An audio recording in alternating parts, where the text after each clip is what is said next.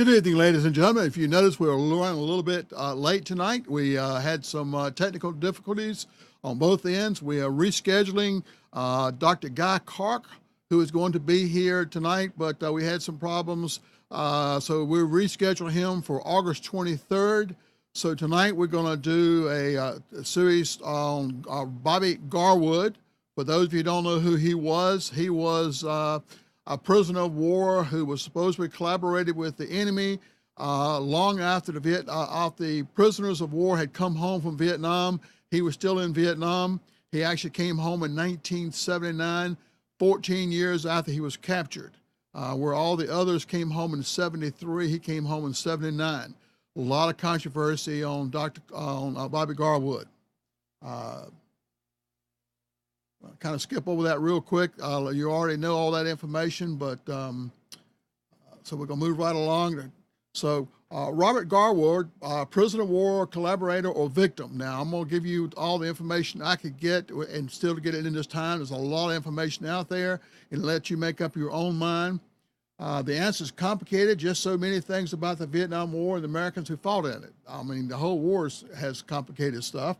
The truth only Garwood got, and a few columnists know for sure what he did. The show will attempt to give both sides of the story. After compiling this information, I'm not sure there's one answer to the question.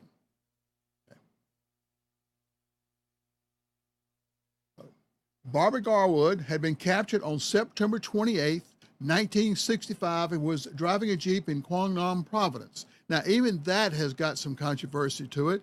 He was given an assignment, but he did have a girlfriend supposedly in town, so there's been some question about whether he was going to pick up the officer that he was supposed to be going to Da Nang to pick up, or he went to see his girlfriend, as fits in with everything else, controversial, which we'll go into a little bit.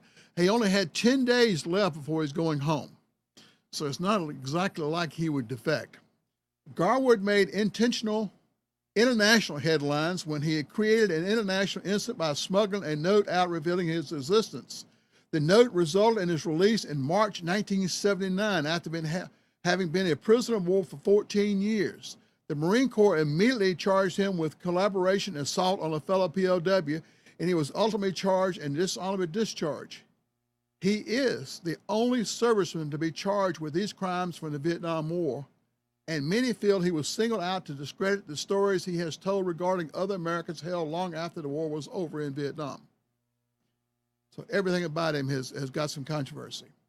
There's Marine POW Marine Private Robert Garwood.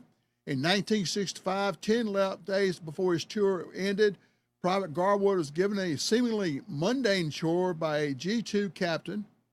He was to drive out to China Beach, pick up an officer, and take him to the airstrip and return to G2. Armed with nothing but a pistol, he was captured by a Viet Cong patrol. Now, they made a book, a TV movie, and I think they made a regular movie. This one is Ralph Macchio. You know him as the Karate Kid. He played the part of Garwood, and then, of course, Martin Sheen, who has been in a lot of POW books and so forth. But this is Garwood, the prisoner of war. You might want to go out and see if you can find the movie or check on the TV series. Nearly 24 ex-prisoners of war testified that Garwood had gone native.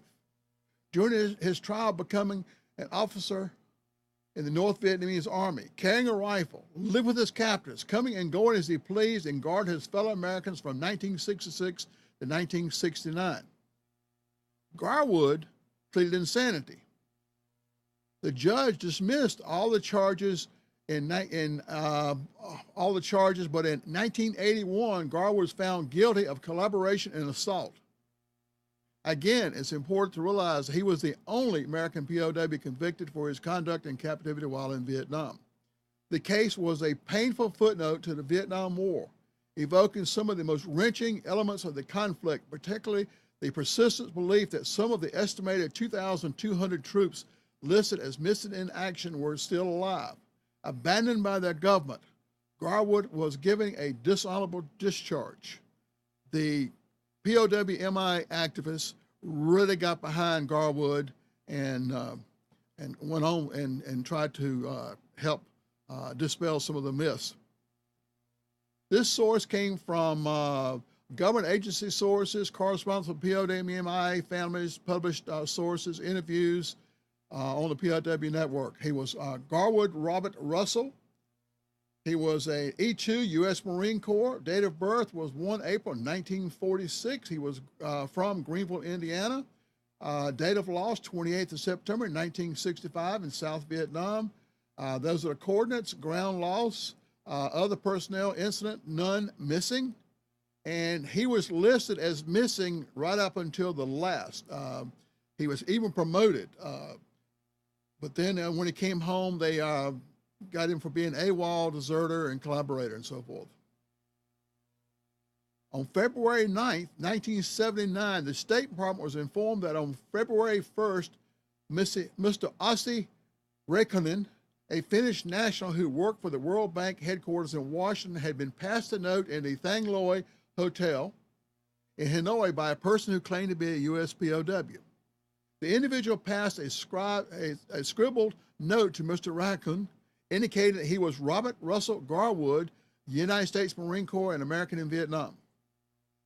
In addition to the note, PFC Garwood told Räikkönen in English that he had been kept in a POW camp, that's not ROW, I thought I changed that, in a POW camp in the mountainous areas of North Vietnam, 150 kilometers from Hanoi, and they knew 15 other American POWs staying in his and other camps.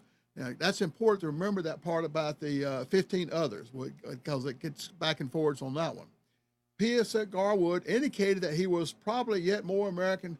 There were probably more American POWs, and he asked Mr. Räikkönen if he would inform the United States Department of his imprisonment after first asking Mr. Räikkönen if he was a journalist and interested in publicizing the matter. On 26 February 1979, Hanoi finally confirmed that PFC Garwood's presence in Vietnam. U.S. Congresswoman Holtzman was told by Vietnamese Vice Foreign Minister Phu Hai that PFC Garwood was indeed living in Vietnam and is free to leave when he wishes. The next day, Vietnam's UN Council delivered a message to the UN ambassador to the UN noting that PFC Garwood's case was unique. And boy, that's not even coming close being unique. When the news came that PFC Garwood was still alive and he wanted to come back to the United States in early 1979, neither the State Department nor the U.S. Marine Corps was prepared for the legal ramifications associated with his return. You got to remember, there was rumors of live POWs. The government was stating there was nobody left over there, that when the POWs were liberated in 73, that everybody was home. They just guaranteed there was no POWs, and here they are embarrassed because this weird guy, PFC Garwood, who had been claimed to be a collaborator, all of a sudden wanted to come home after they said there was nobody there. The underlying general feeling had been perhaps that PFC Garwood never would return home and that there never would be any legal procedures or entanglements to deal with. In other words, if we ignore it, it'll go away. The synopsis. For Americans captured in South Vietnam, daily life could be expected to be brutally difficult. Primarily, these men suffered from disease induced by unfamiliar and inadequate diet, dysentery, edema, skin fungus, and eczema. The inadequate diet, coupled with inadequate medical care, led to the deaths of many. Besides dietary problems, these POWs had other problems as well. Now, I'm not taking anything away from the people who at Hanoi Hilton. They suffered a lot. But I tell you, these guys that were captured in South Vietnam and kept in the tiger cages in the camps of Vietnam with the mosquitoes and the leeches and everything else, and also got tortured. They were moved regularly to avoid being in areas that would be detected by U.S. troops and occasionally found themselves in the midst of U.S. bombing strikes because the guys bombing didn't know they were there. Supply lines to the camps were frequently cut off, and when they were, POWs and guards alike suffered. But guess who suffered the most? If they don't have enough food for everybody, the guards ate first.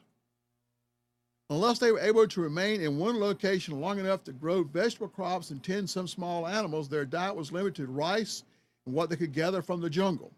In addition to the primitive lifestyle imposed on these men, their Viet Cong guards could be particularly brutal in their treatment for any minor infraction, including conversation with other POWs. The Americans were physically and psychologically tortured. Just think about that. You've got some other POWs that you're not even allowed to talk to them. American POWs brought back stories of having been buried, held for days in a cage with no protection from the insects and the environment, having had water and food withheld, being shackled and beaten. The effects of starvation and torture frequently resulted in hallucinations and extreme disorientation. And that's another thing I want you to remember, the hallucinations and distortions. Bless you. Amnon is trying to spread his coal around. Men were reduced to animals. If you remember one of my past shows, I talked about Dan Pitzer, who was in the jungles of Vietnam, and he was talking about how he was not an animal. That was one of his mantras. Men were reduced to animals, relying on the basic instinct of survival as their guide. After months in this psychological condition, many POWs lucky to survive discovered they were infinitely better treated if they became docile and helpful prisoners. Didn't say they were out there helping them. They just says that they were docile and helpful prisoners. They didn't rock the boat. Unlike in the North, the POWs in the South did not as naturally assume a military order among themselves, perhaps because the preponderance of POWs in the North were officers as opposed to larger community of enlisted men in the South. You got to remember, most of the people who at the Hanoi Hilton were officers who kept the chain of command, but most of the South Vietnamese captured POWs in South Vietnam were enlisted men, very little officers, very little rank, so forth. You didn't have that strong background of general orders and chain of command to go to. You didn't have that back to fall back on. And frequently there was no strong leader to encourage resistance and to bring the comfort and order to a chaotic experience. In other words, they were more or less thought they were just deserted. From the camps in the South came the group of American POWs and ultimately charged with collaboration with the enemy. These charges were later dropped, but are indicative of the strong survival instinct inherent in man and the need for stronger leadership. It is common knowledge that nearly all POWs violated the military code of conduct in one way or another, some to greater degrees than others. Those who resisted utterly, the record shows, were executed or killed in more horrible ways, like Rocky Versace, who was assassinated because he spoke Vietnamese and gave them a hard time. Americans tended to be moved from camp to camp in groups. One of the groups in South Vietnam contained a number of Americans whose fates are varied.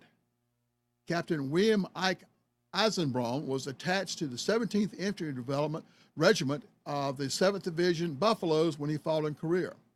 He was awarded a Purple Heart for wounds received in Korea. In 1961, Captain Eisenberg volunteered for duty in Vietnam because he believed in what we were trying to accomplish there. He was one of the earliest to go to Southeast Asia and is an advisor to the Royal Laotian and South Vietnamese armies. On his fourth tour, Eisenberg served as a senior advisor at Headquarters MACV SQ 5891, United States Army Special Forces. He was at Jungle Outpost Bac Gia near Quang Nai in South Vietnam when the post was overrun by an estimated 1,000 to 1,500 Viet Cong force. Newspapers described it as one of the bloodiest battles of the war to date. A survivor told newsmen the Viet Cong were attacked in human waves and couldn't be stopped. There were only 180 men defending the outpost. That's with 1,000 to 1,500 men, there was 180 of Americans. Captain Eisenberg was initially reported killed in action. Later, 2 Vietnamese who had been captured and escaped reported that Captain Eisenberg had been captured and was being held prisoner and was in good health. Now, you got to go back to here. I'm going to point out that we already got the rumor mill going. He was reported dead where he wasn't dead. So then they decided he wasn't dead. So there was a lot of confusion. Through the debriefings of returned POWs held with Eisen Braun, it was learned that he died as a POW in the long run. One returned POW said that on about September 1st, 1967, He fell out of his hammock, which was about 5 feet above a pile of logs, and landed on his right side. For about 5 days after the fall, he continued his daily activities but complained of a severe pain in his side. After that period, he stayed in bed, and about 1 o'clock, 100 hours, on September 8th, Lance Corporal Grissett awakened PSF Ortiz Rivera and told him that Eisenberg had been stopped breathing. Those are some of the prisoners who were moved as a group. Another POW said Ike had died as a result of torture after an escape attempt in 1967. Robert Garwood added that Ike had provided leadership for the prisoners at the camp and was an obstacle to the Viet Cong in interrogating the other prisoners. He also spoke fluent Vietnamese, which made him a definite problem. Garwood and Eisenberg had been held together, along together at one point in their captivity, and Ike taught Bobby the secrets of survival he had learned in special forces training and his years in the jungle. Bobby states that Ike taught him and knew him and taught him which insects could be eaten to fend off common jungle diseases, and that he and Ike jokingly planned to write a cookbook called 100 Ways to Cook a Rat. Garwood said that Ike had been severely beaten following the escape attempt, and that one night he was taken from his cage and not returned. The next morning, Garwood was told that Ike had fallen from his hammock and died.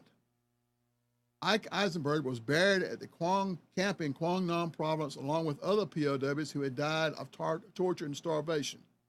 His grave was marked with a rock inscribed by Garwood. A map has been provided to the United States showing the precise location of the little cemetery and grave. Yet Ike's remains have not been returned.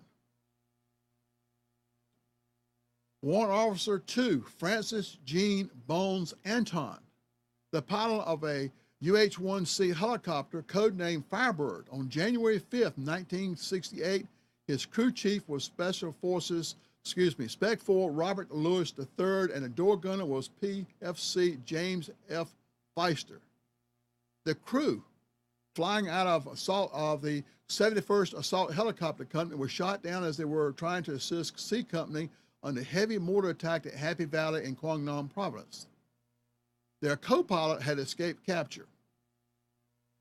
Anton is one of the few POWs who believed that Garwood, although clearly a collaborator, was still a loyal American, helpful to his fellow POWs. Anton, according to other POWs, was always cussing the Vietnamese. Anton was released from North Vietnam on March 16, 1973.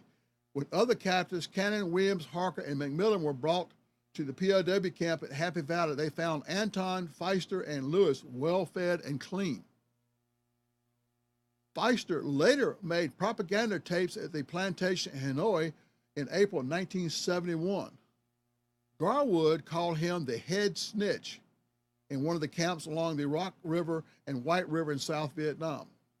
Both Feister and Lewis were released on March 5, 1973. None of the three were considered by superior officers to be among those who criminally collaborated with the enemy. Now, they made propaganda speeches, but they didn't collaborate. Russ Grissett was on a search mission for a missing United States Marine Corps officer. When he became separated from his unit on January 22, 1966, he was with the elite 1st Forces Recon and was captured by the Viet Cong in Quang Nam Province. Russ was several inches over 6 feet tall and carried a normal weight of around 190 pounds.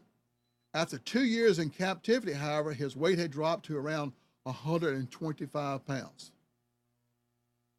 Grissett suffered particularly from dysentery and malaria, and in his weakened condition begged his fellow POWs not to tell any secrets. He had already been accused of sabotaging an escape plan by Kushner. He found it difficult to resist and willingly made propaganda tapes about lenient treatment as they were starving him to death. When Ortiz Rivera and Augusto Santos were released, he had behaved enough that he was tremendously disappointed that he was not released with them. He thought because he was making these reports that when they were sent home, he'd be able to get early release too. During one period of near starvation in late November 1969, Grissett caught and killed the camp's kitchen cat.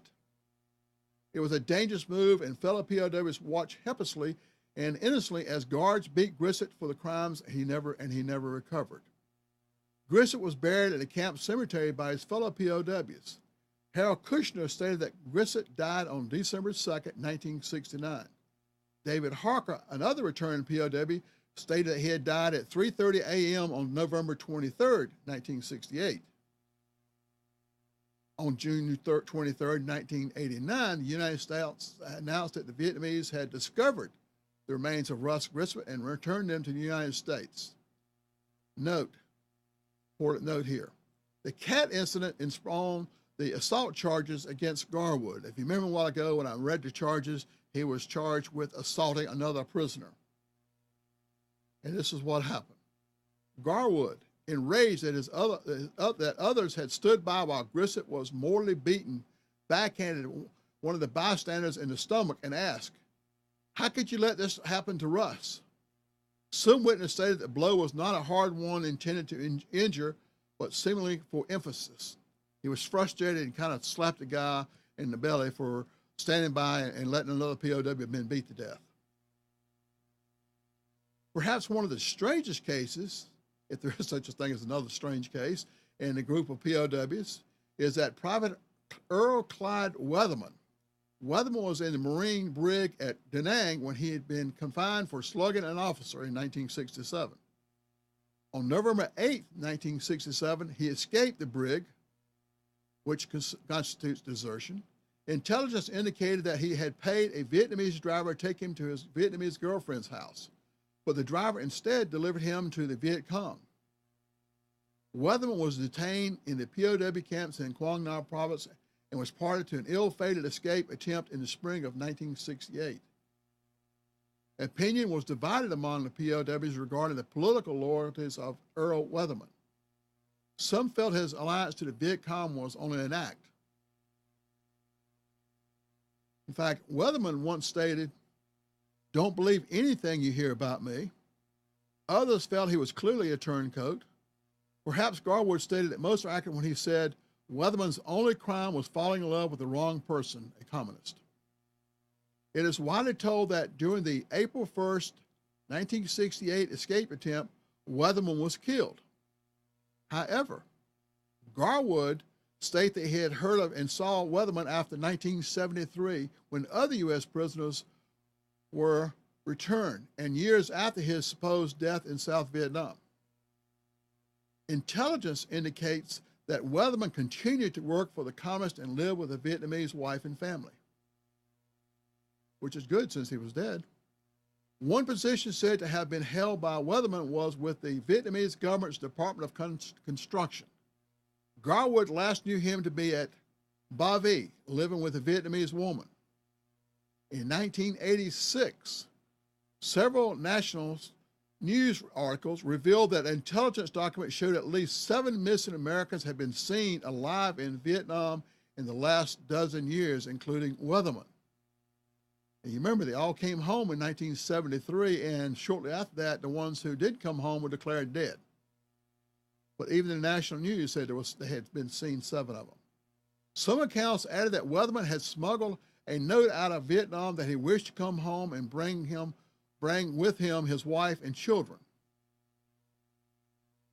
Of this group of prisoners missing, only Weathermen, Hammond, and Ashlock and Eisenberg have not returned home, alive or dead. Ashlock was left for dead on the battlefield. Hammond and Eisenberg are dead. Weathermen, for whatever reason, chose a love of a woman over a love of his country and remained behind.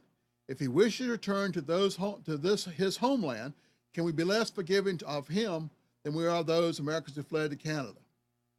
At this time, Weathermen has not yet come home. This is kind of give you an idea of the timeline with Garwood. Garwood, September to December. Garwood has said that he was moved frequently by his captors to different locations and remained disoriented during this period. In fact, he did not show up on a bona fide POW camp until mid-December. Garwood met Captain William Eisenberg Ike in this camp in Mid-December, Garwood maintains that Ike taught him Vietnamese and how to survive in the camps. In December, a VC fellow soldiers appeal letter dated 20 October and supposedly signed by Garwood was found. This letter was urged American soldiers to leave Vietnam. This is where he was supposed to broadcast over Radio Hanoi and so forth, this letter. This is the letter. Fellow soldiers appeal. This is a fallen American soldier appealing to the United States troops fighting in South Vietnam. I was captured in Quang Nam on 28 December 1965. Since my capture, I am well and have been treated with extreme kindness. As time went along from day to day, I slowly started to realize that the South Vietnamese people were not out for bloodshed and killing of the Americans, but only for independence, freedom, peace, and neutrality. These people are not only what you and my ancestors did during the Revolution of 1783 against the British invaders. Now, you notice it was 1783. There's going to be little things all through this letter that's kind of, because we went, I think we started about 1776, but if you would only look into the background of South Vietnamese people, you will see that they have been fighting for their freedom for 10 years, and they won't lay down their arms until this country has been liberated, no matter what the cost. They will certainly win in this war because of their just cause, their unity, and the hearty support of all the peace-loving people in the world. From my contact with the Vietnamese people, they don't want war, or do they hate the American people. All they want is the United States imperialists to leave their affairs alone and return to America.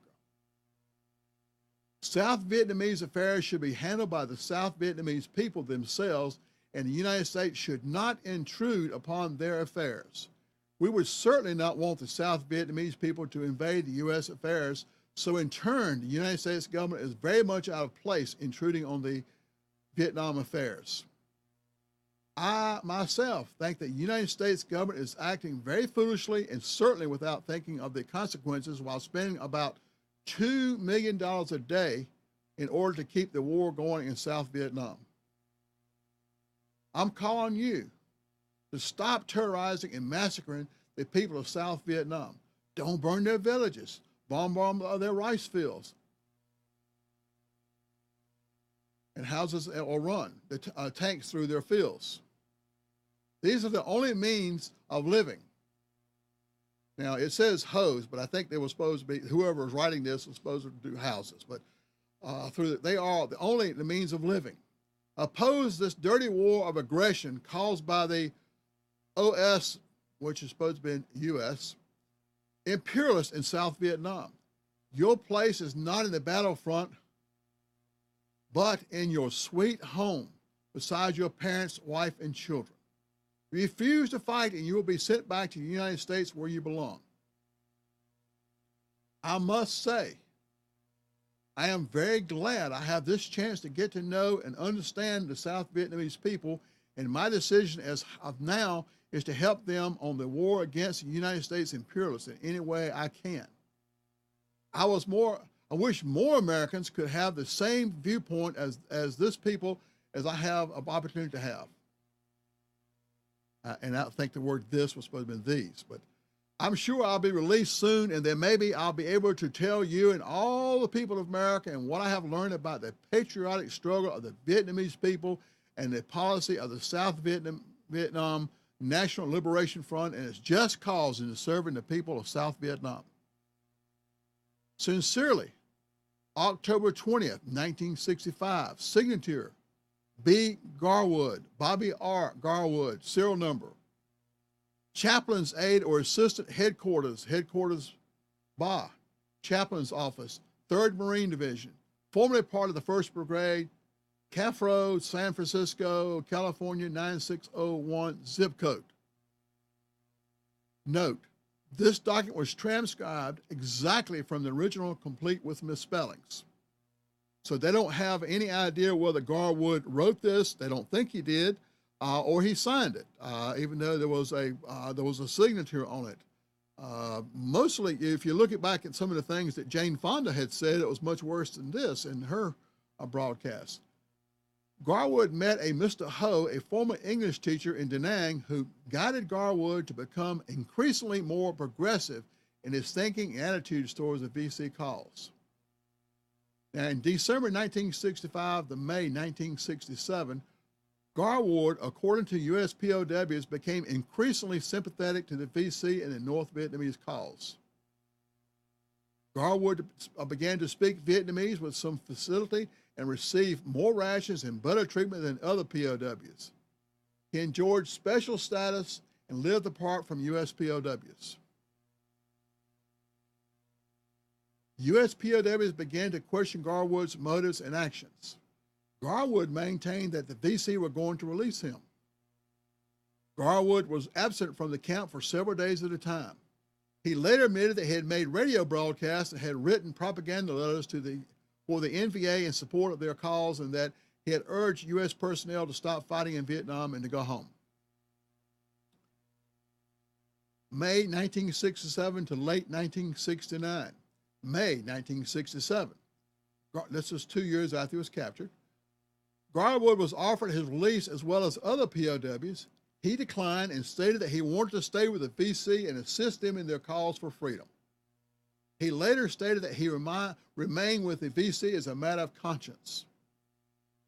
U.S. POWs released in early 1968, Ortiz Rivera and Augusta Santos collaborated a story about Garwood's release offer and gave firsthand accounts of his liberation ceremony.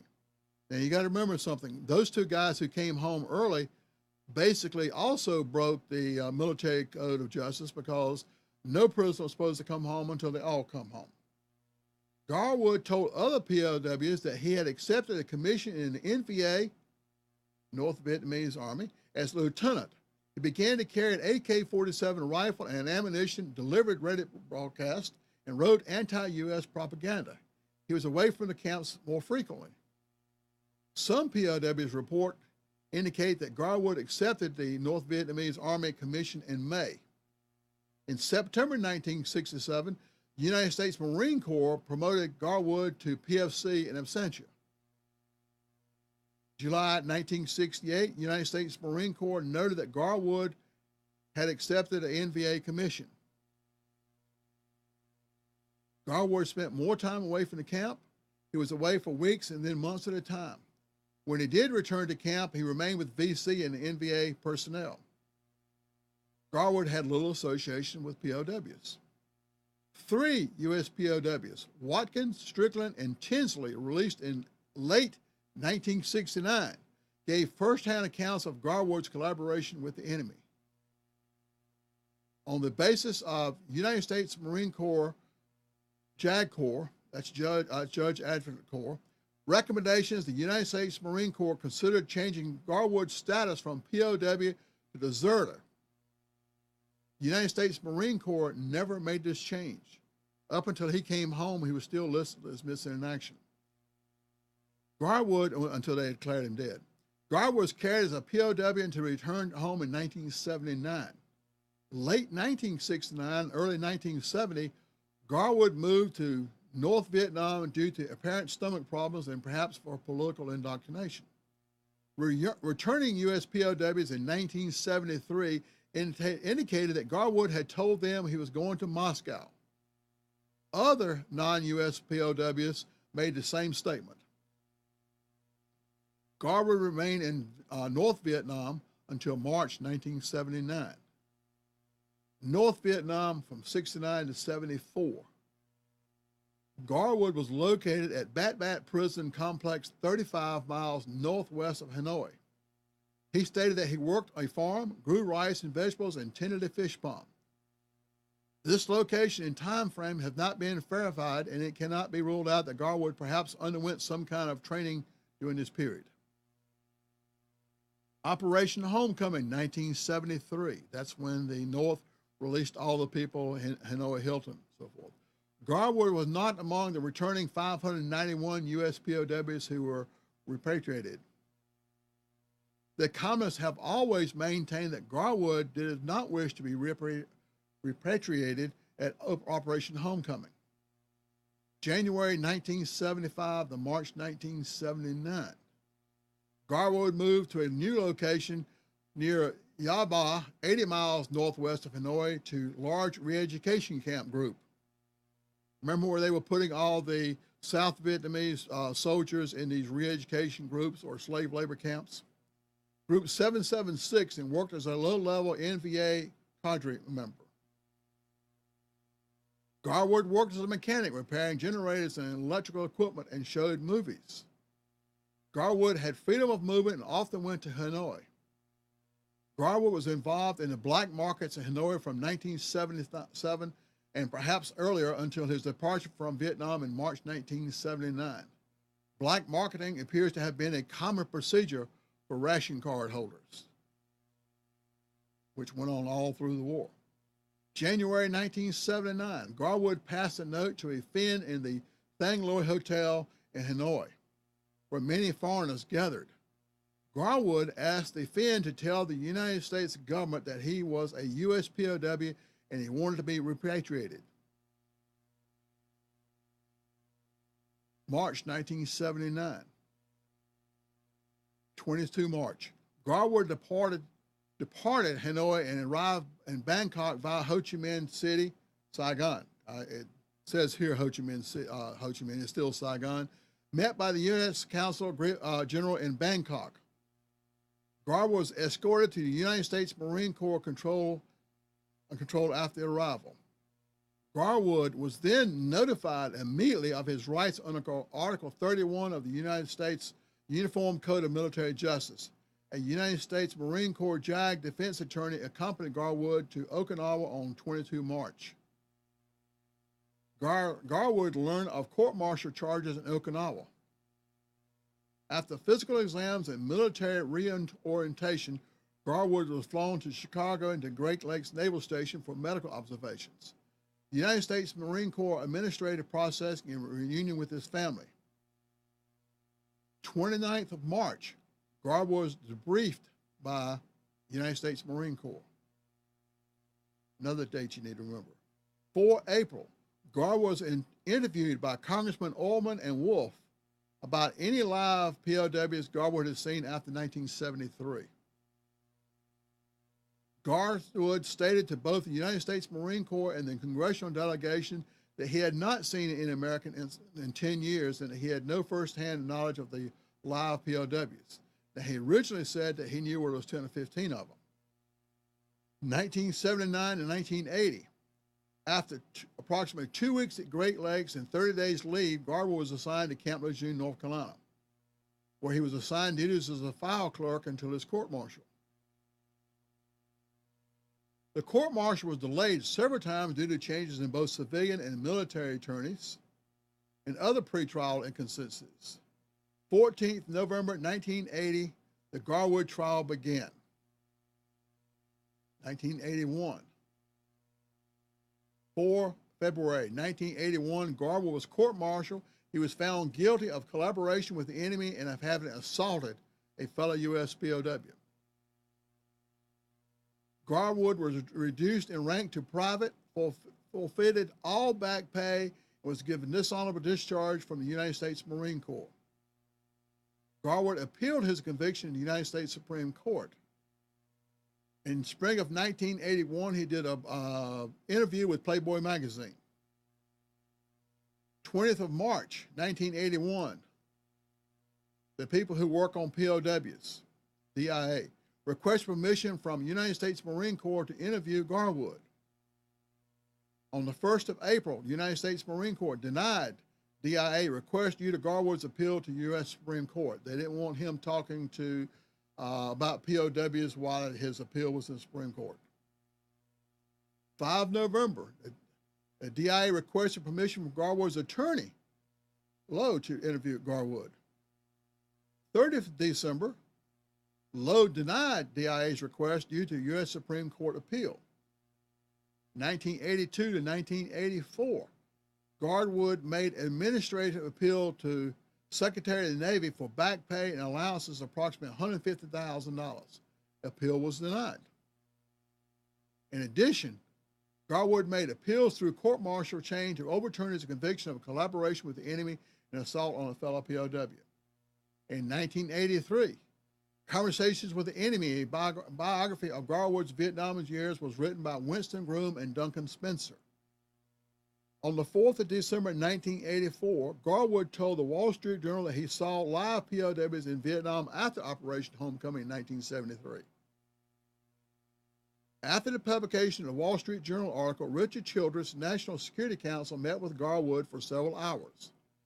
Garwood insisted on immunity from the 1970-79 years in Vietnam before he would agree to be interviewed by the United States government. In other words, drop my charges and I'll talk to you about the POWs. 1985, 21 January, Garwood's attorney officially requested immunity for 1970 years in Vietnam before Garwood would agree to be interviewed by the United States government or the DIA. June 17, 1985, Garwood tested before the House Subcommittee of Asian and Pacific Affairs. 2 December 1985, Garwood's appeal to the United Supreme Court was denied. Immediately upon this denial, Garwood's attorney contacted the DIA to arrange an interview. Subject to immunity being granted Garwood for 1970 and 79 years. So he was still trying to get that immunity even though the Supreme Court said no. Both Secretary of Defense and Secretary of the Navy did not support immunity requests. Immunity was never granted. December 1985, Garwood was interviewed by CBS 60 Minutes. He claimed that he had never been debriefed. As noted earlier in this chronology, Garwood was debriefed by the United States Marine Corps on March 29, 1979, and by Congressman Wolf and Gibbon on 4 April 1979. During both sessions, he provided hearsay information on U.S. POWs, but indicated that he had not seen an American since 1969 when he left South Vietnam for the North. 26 February 1986, Garwood was interviewed for the first time by Department of DIA, Special Officer for the POW MIAs. 5th of April 1987, Garwood was interviewed by former DIA Director Lieutenant Eugene T., United States Air Force, retired. 17th to 20th of September 1987, Garwood was interviewed again by DIA Special Officers for POW MIAs. The Congressional delegation, consisted of Congressman McCluskey, Smith, Rowland, recommended that Garwood accompany the delegation to Vietnam. State Department did not concur and Garwood did not participate in the Codell mission. In 1988, Garwood debunked a book by Groom and Spencer. He said it was not his story. Speculation suggested that consideration for the making of a Garwood movie may have prompted Garwood's action. Garwood made for a television movie appeared in 1991 and 1992.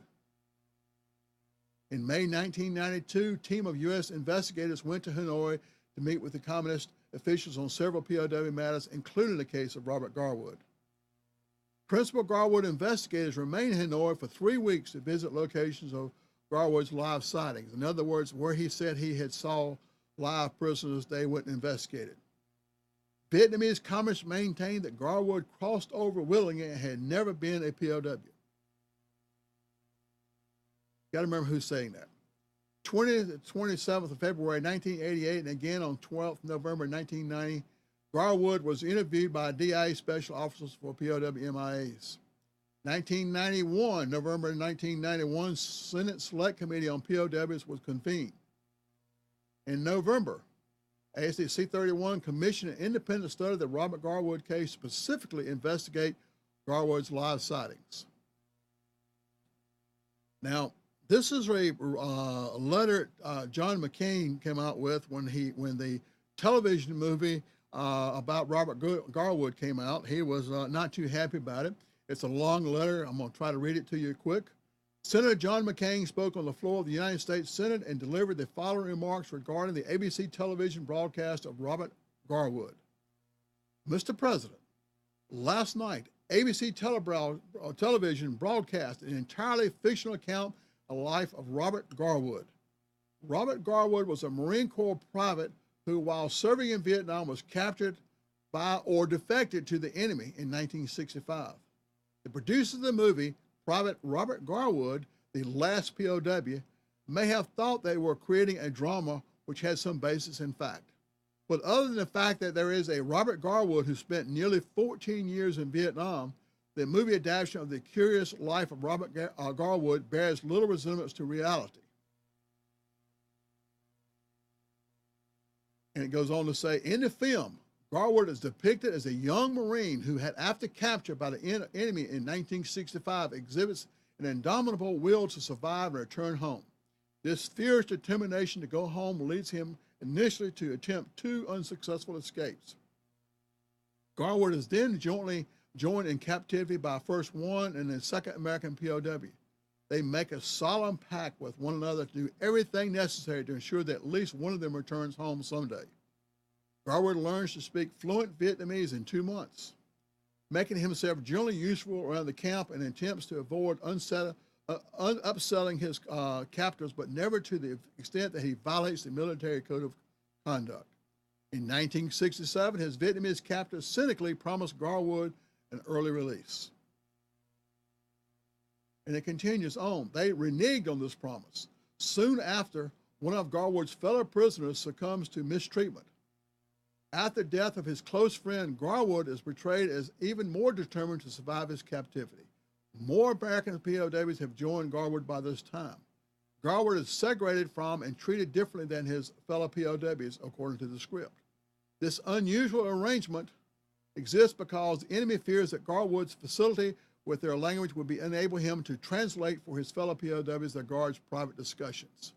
Garwood is then shown interviewing his fellow POWs not to extract information from them or propagandize them, but to advise them not to trust their captors on other matters related to their survival. Garwood is shown stealing food and taking the other risk on behalf of his comrades. The fact that he had been observed carrying a rifle is casually dismissed in the film by the assertion that the weapon was unloaded. The film places the blame for the death of other prisoners on all other POWs except Garwood. Enraged by their carelessness, Garwood heaps abuse on other POWs, strikes one of them and promises to hold them responsible for the death of his friend. In response to the POWs inform the Vietnamese that Garwood has been stealing food. For this crime, Garwood is marked for execution. He is spared only because a bombing raid on the camp killed the other prisoners and Garwood is moved to a prison in North Vietnam. In 1973, after the U.S. had withdrawn from Vietnam and the American POWs had been released, Garwood is shown being told that he will not be released until relations between the United States and Vietnam are normalized. Following that disappointing news, Garwood is sent to a prison camp outside Hanoi where he is required to work as a truck mechanic.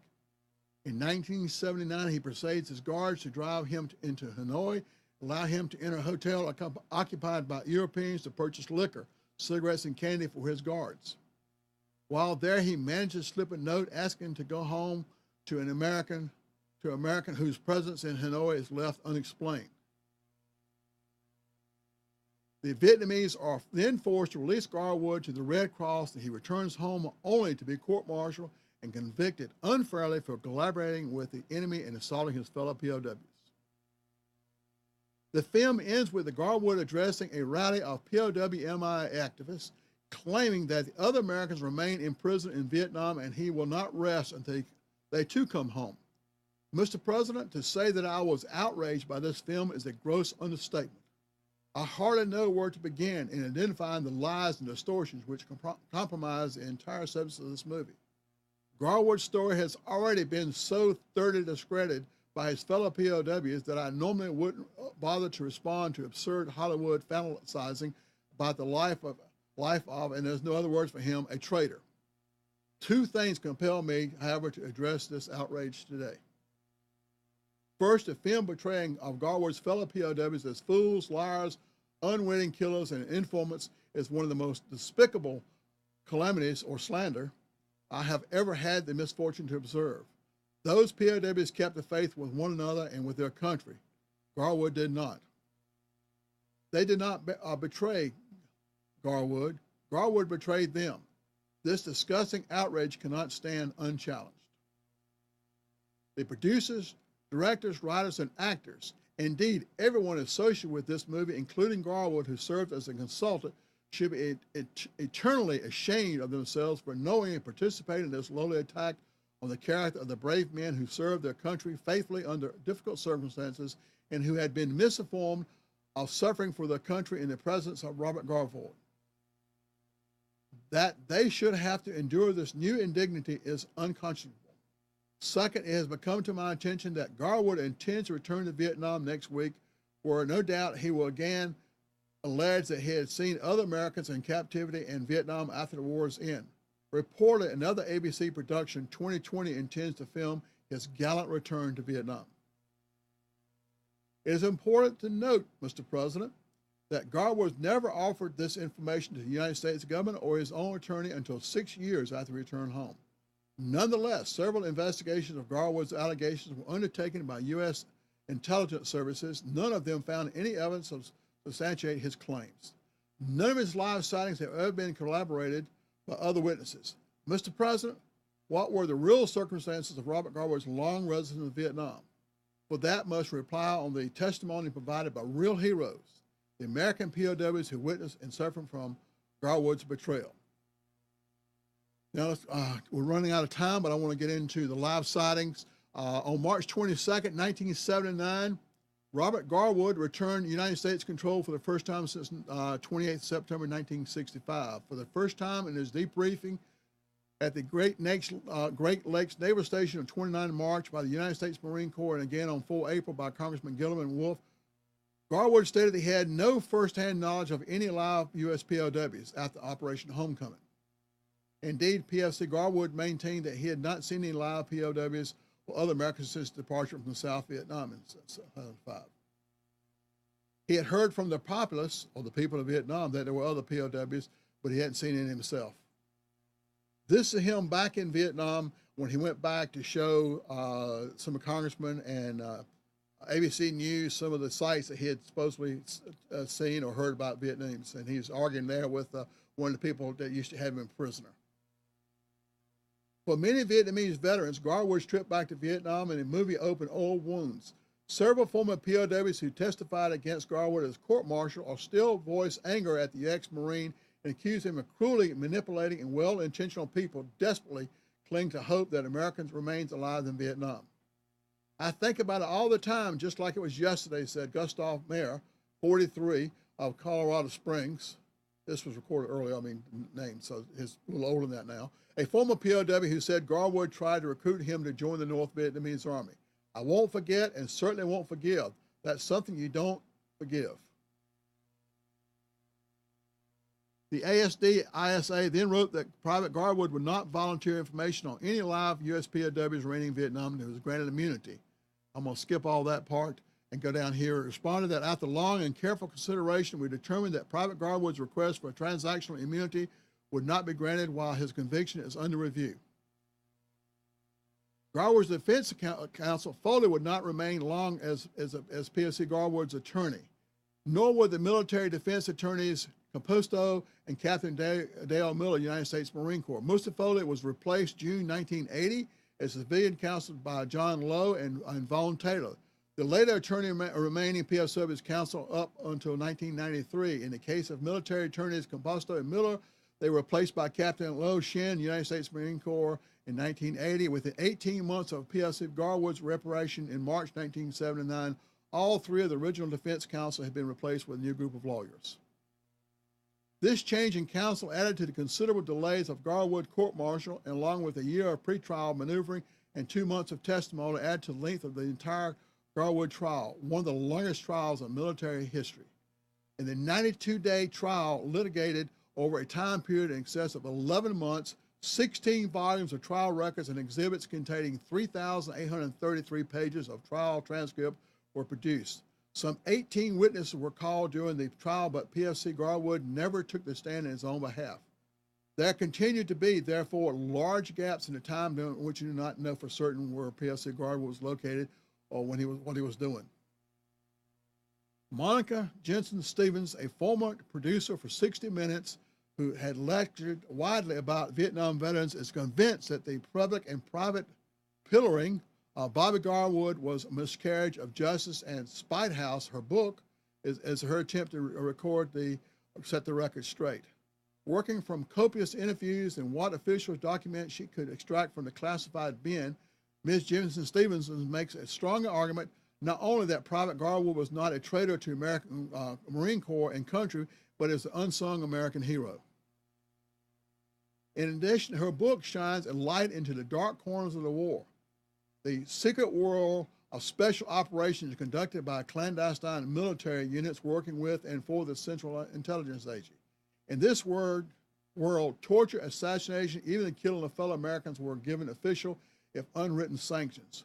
We are told that United States hunter-killer teams working from a list of suspected American deserters and defectors had standing orders to kill them on sight, and according to at least one former Marine there in 1973, after the signing of the peace accords, the CIA had assembled 5-man sniper teams and paid them $12,000 to $25,000 a head for assassinating alleged renegade Americans.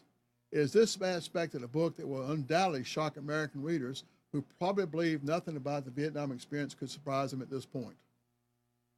The impetus for Spite House came at a Veterans Convention in 1991 when a stranger approached the author, Jenna Monica Stevenson.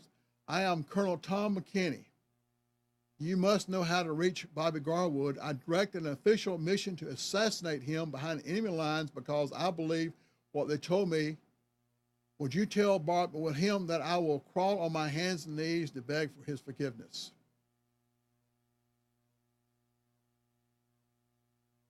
This is by Mark Smith, a major United States Army retired former POW. The United States government had an opportunity to prosecute returned POWs for real crimes returning from desertion, cowardice on the battlefield, and collaborative to actually volunteering to serve on the battlefield with the Communist Vietnamese government's People's Army. A political decision was made not to prosecute based on a stated desire to bind up the wounds of the war. The case of United States government persecution of Garwood is based not on his guilt or innocence, but of his embarrassing said government by returning home. When returned POWs are pushed forward to write and speak about Bob Garwood, before listening to them, one must ensure there is no chain of guilt that holds them hostage to a government program of persecuting those who embarrass it.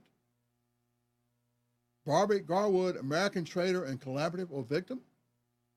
Other POWs wrote letters and recorded communist propaganda. Some Americans ran to Canada. Garwood joined the Marines.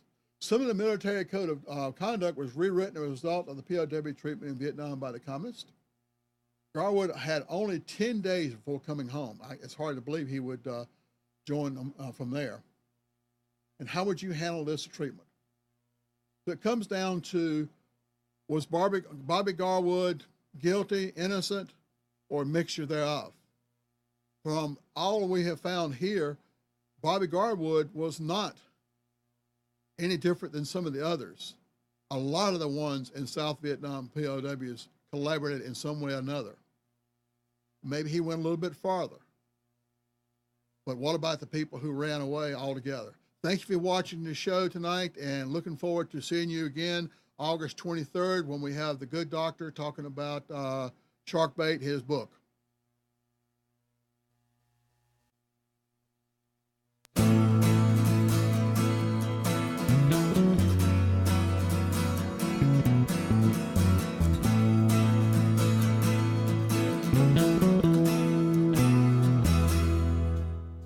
You are tuned to the Nissan Communications Network.